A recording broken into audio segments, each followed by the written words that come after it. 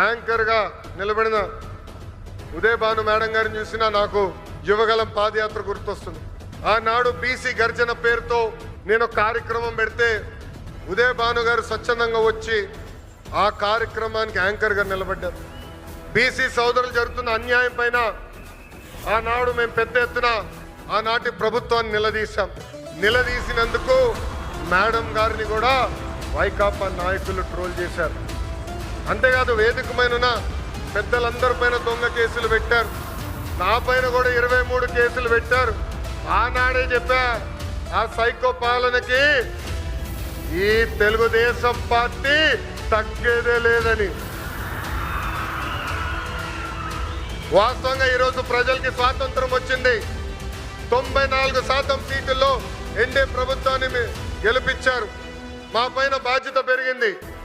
మీకు 6 నిమిషాలు కష్టపడతాం, మీకు అండగా నిలబడతాం.